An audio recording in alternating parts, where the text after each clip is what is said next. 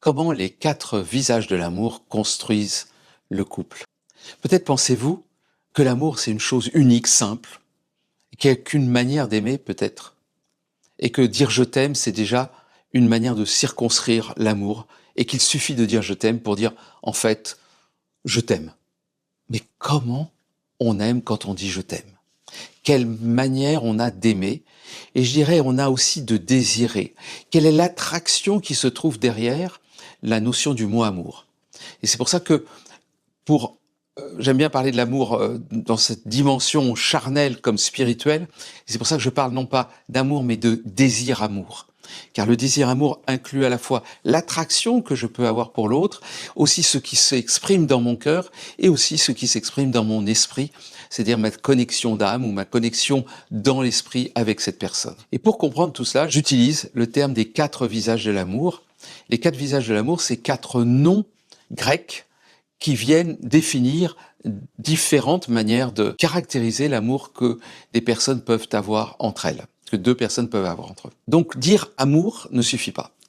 Il y a 4 visages, et ces 4 visages, c'est d'abord Eros, Philia, Agapé et Aphrodisia.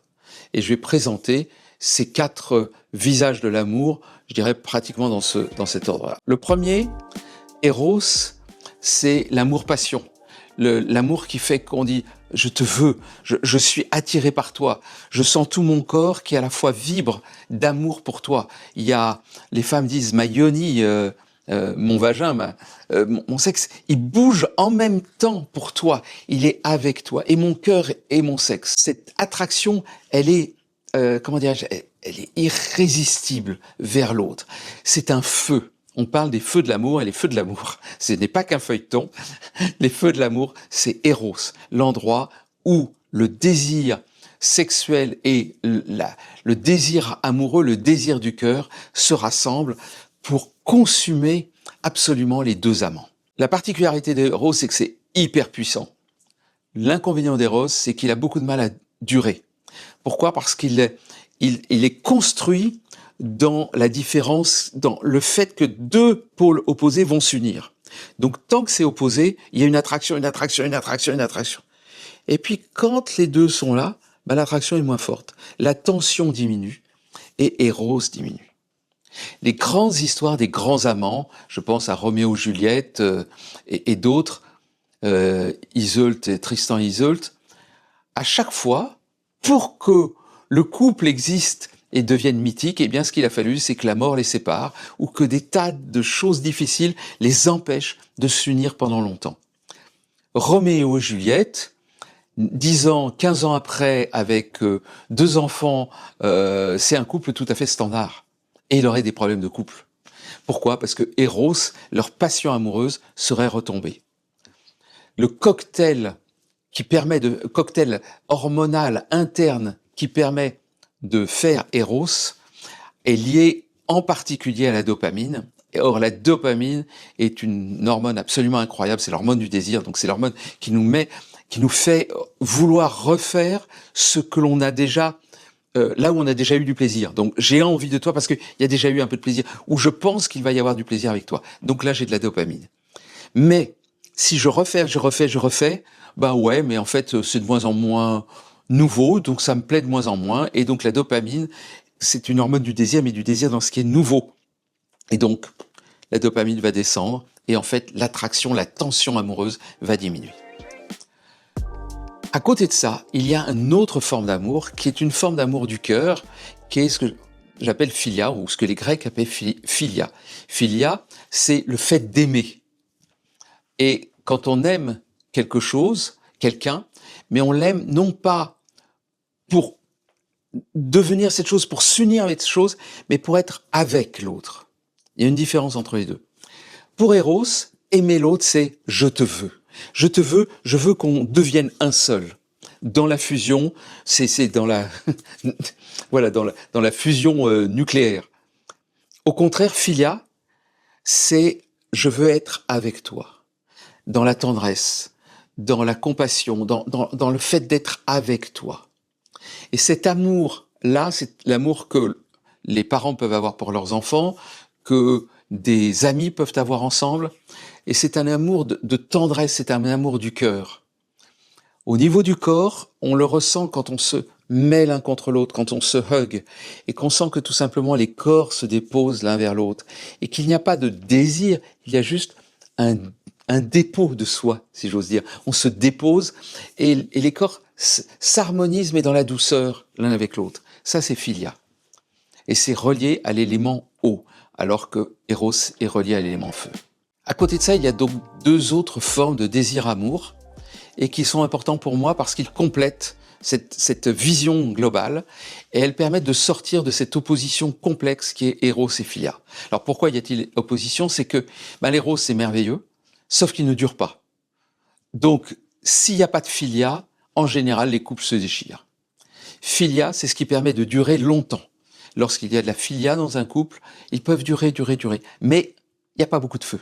C'est-à-dire que c'est tendre, tout se passe bien, ils sont partenaires de vie, ils sont compagnons de route, mais ils ne sont pas amants. Vous voyez la différence? Eros, c'est une histoire d'amant, Philia, c'est une histoire de compagnon. À côté de ça, Aphrodisia, c'est la manière d'être en désir, amour avec l'autre, mais de manière ludique. On va s'amuser ensemble. Il n'y a pas besoin qu'il y ait de l'amour, il n'y a pas besoin qu'il y ait de cœur. On s'est donné un cadre de jeu, si j'ose dire, et on va avoir une vie ou une pratique tous les deux.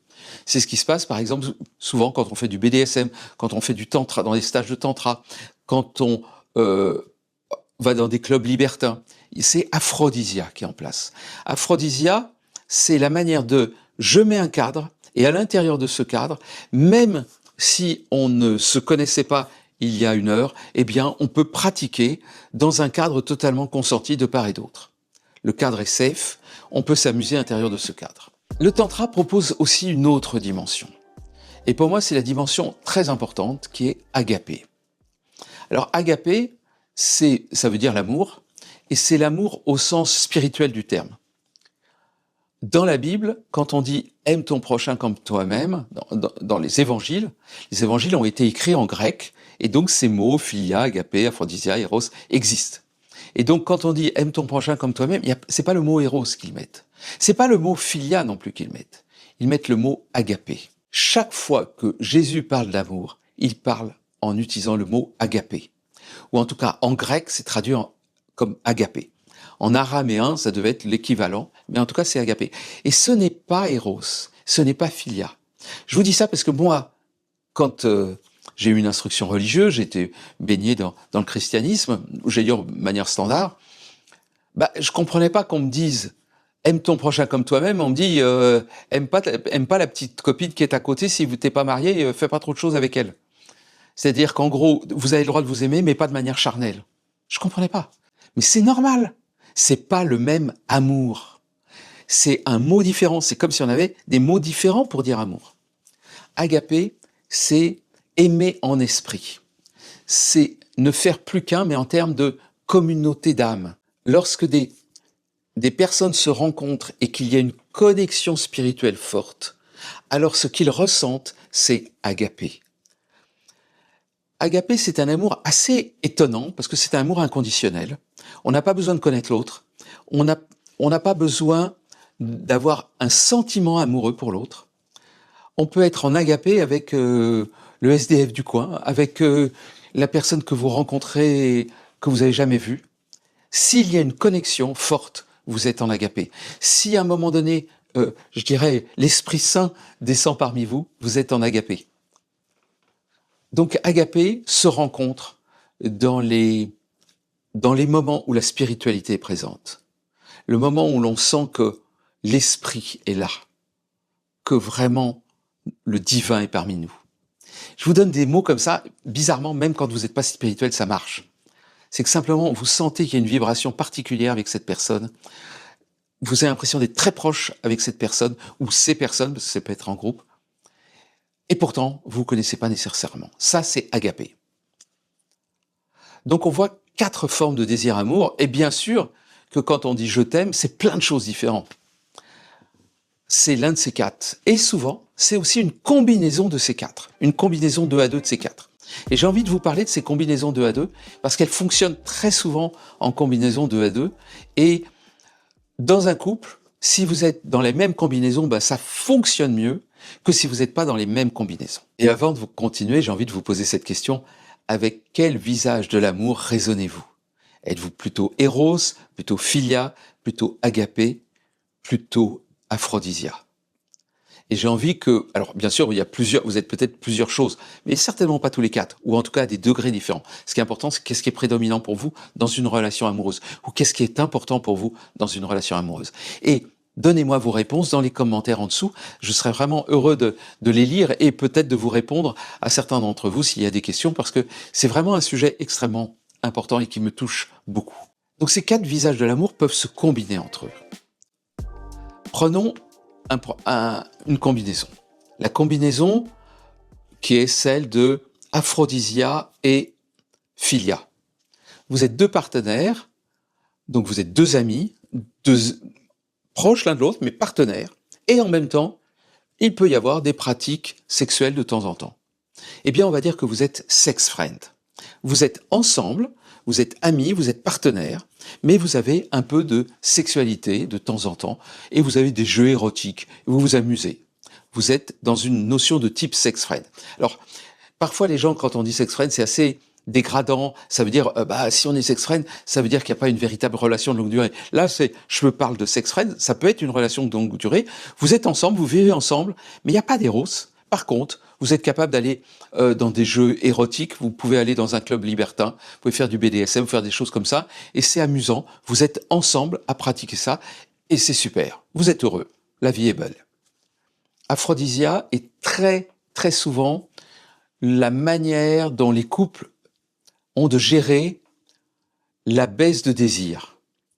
Comme je vous l'ai dit, Eros va diminuer dans un couple, très souvent, Eros diminue, pas tout le temps, mais très souvent, Eros diminue, et donc en fait, il reste Philia. Philia, c'est un petit peu mou, il y a pas de feu, mais on est très bien ensemble. Comment remettre du feu? En mettant Aphrodisia. Et il y a beaucoup de couples qui utilisent Aphrodisia pour redonner du feu dans le couple. Et je pourrais dire que beaucoup de revues féminines et de revues de psychologie qu'on peut trouver dans les kiosques à journaux sont là pour dire mettez de l'aphrodisia dans votre couple pour remettre du feu dans votre couple. C'est la technique de base pour remettre un peu de vivant dans votre couple. Il y a une autre diagonale qui est la diagonale Eros-Aphrodisia. Alors la diagonale Eros-Aphrodisia, là c'est la passion amoureuse. C'est je te veux, je te bouffe. Ils font des tas de jeux érotiques et en même temps ils s'aiment et en même temps ils se désirent, etc., etc. C'est waouh. Si vous avez vécu ça dans une relation amoureuse, vous savez que c'est juste, c'est d'une grande, grande, grande, grande puissance.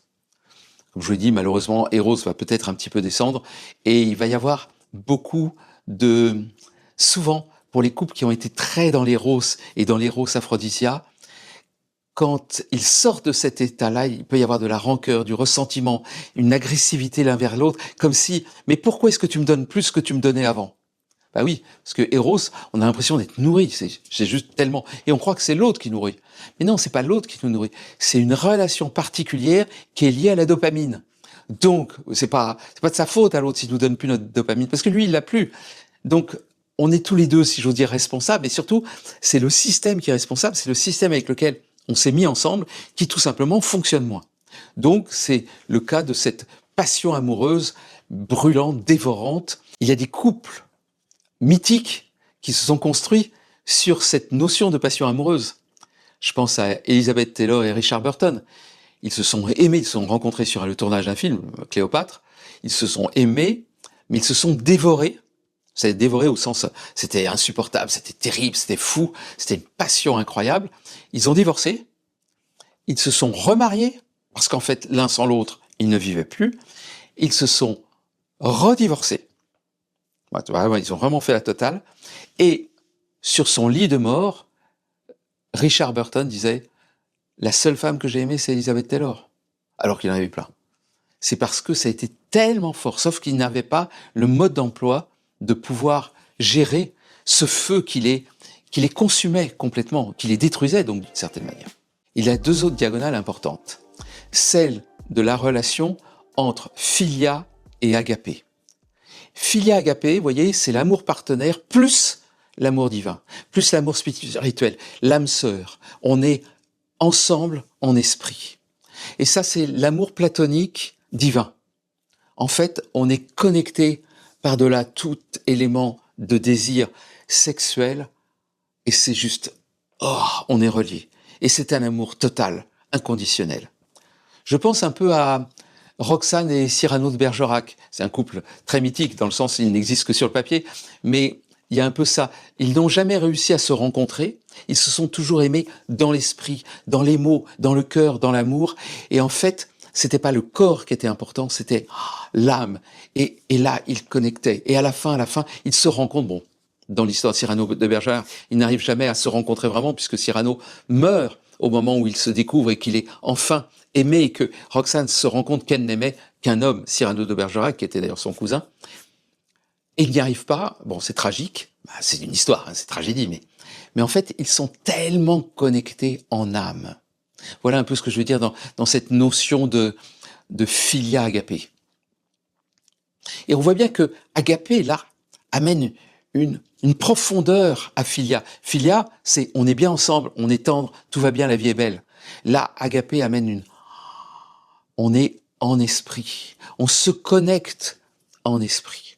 Mais il n'y a pas beaucoup de corps. C'est l'amour idéal des couples tel que l'a pu le définir le christianisme à une époque. C'était l'amour idéal parce que on s'aimait en Christ et en même temps c'était les âmes qui s'aiment là-haut.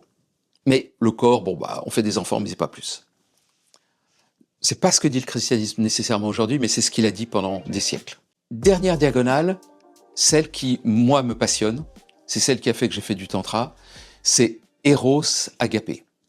Eros Agapé, c'est la passion de l'amour, la passion du corps et en même temps la connexion des âmes. C'est un peu ce que propose le tantra. C'est-à-dire transmuter ce désir ardent pour l'amener dans sa quintessence spirituelle. Alors d'après moi, le tantra il dit un peu plus que ça. Il essaye d'unir les quatre visages de l'amour et du désir, car dans un stage de tantra, Eros, peut-être qu'il n'est pas là, parce que a priori, il n'y a pas de passion amoureuse, sauf pour des couples qui viennent au tantra, mais les personnes qui ne sont pas en couple, ils sont pas là peut-être pour rechercher quelqu'un, mais il y a un tout petit peu de philia, voilà, on se reconnaît, mais pas plus que ça. On est d'accord de pratiquer ensemble dans un cadre, donc il y a de l'aphrodisia, et toutes les pratiques spirituelles amènent à agapé. C'est-à-dire que le tantra amène le corps à être en esprit et à l'esprit de descendre dans le corps. Il y a une communication permanente entre le sacré de l'esprit et la matière du corps. Le corps est un temple, dit-on dans le tantra, donc en fait, c'est la diagonale aphrodisia agapé. Aphrodisia agapé qui est à l'essentiel des stages de tantra. Mais quand on est en couple, c'est plus que ça. Ou moins, mais c'est plus que ça. En tout cas, le tantra propose d'harmoniser les quatre pôles des quatre visages de l'amour, c'est-à-dire d'harmoniser l'éros avec aphrodisia et agapé. Et tout ça dans un partenariat de type philia.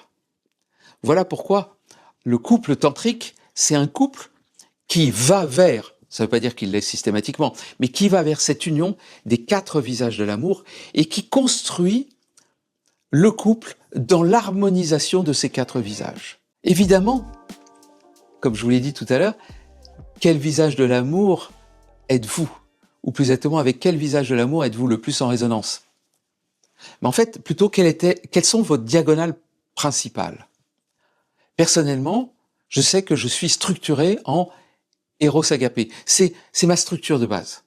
J'adore les jeux amoureux, j'adore les jeux coquins et tout, mais ce qui me fait vraiment vibrer, c'est le lien Eros Agapé. C'est le côté romantique d'Eros avec le feu et l'élévation spirituelle. D'autres personnes sont sur Philia Aphrodisia. Et c'est tout à fait OK. C'est d'autres manières. Maintenant, comment les couples peuvent-ils s'harmoniser? en fonction des diagonales dans lesquelles ils sont. Si vous êtes tous les deux sur la même diagonale, super, vous êtes totalement compatibles. Si vous n'êtes pas vraiment sur les mêmes diagonales, ou s'il y a si vous n'avez aucun élément fort entre vous, bah vous savez que ça sera un petit peu plus difficile de vivre votre couple. Donc les 4 visages de l'amour sont une très bonne manière d'aller voir comment, à la base, vous êtes structuré et de voir comment votre couple peut s'harmoniser ensemble. J'espère que cette vidéo vous a intéressé, parce qu'elle est vraiment pour moi la base de la construction du couple, la construction du je t'aime, la construction de la manière dont on se construit. Et c'est toutes ces formes d'amour, elles se retrouvent dans le cerveau. Et ce sont des réseaux différents du cerveau qui sont activés quand on est en éros, en philia, agapé ou aphrodisia. Et évidemment, il peut y avoir une harmonisation et que ces réseaux fonctionnent assez bien ensemble. Et des études montrent, alors pas nécessairement avec les 4 visages de l'amour, ils ont d'autres façons de traiter les choses, mais en gros, que quand éros, philia est quelque chose qui est l'union au sens agapé est présent entre deux êtres, eh bien, les couples durent encore plus longtemps et restent longtemps amoureux. C'est-à-dire que quand on combine ces 4 visages de l'amour, eh bien, l'amour peut durer longtemps et rester amoureux pendant des années, des années et des années, c'est-à-dire vivre une vie entière dans l'amour avec l'autre quand ces 4 visages, quand ces 4 pôles s'unissent véritablement l'un avec l'autre. Et pour moi, c'est ce à quoi nous amène le tantra, et en particulier le tantra de couple. Donc moi je suis intéressé pour savoir comment ça fonctionne pour vous dans votre couple, sur quelle diagonale vous êtes l'un et l'autre, et donc dites-moi comment ça fonctionne pour vous en commentaire, je serais vraiment super heureux de les lire et de vous y répondre. Et si vous voulez aller plus loin dans la compréhension des 4 visages de l'amour, si vous voulez savoir comment est structuré votre couple, comment vous raisonnez plus à tel ou tel pôle, eh bien, je vous propose un livret gratuit qu'il suffit de télécharger en cliquant sur le lien qui se situe dans la description ci-dessous.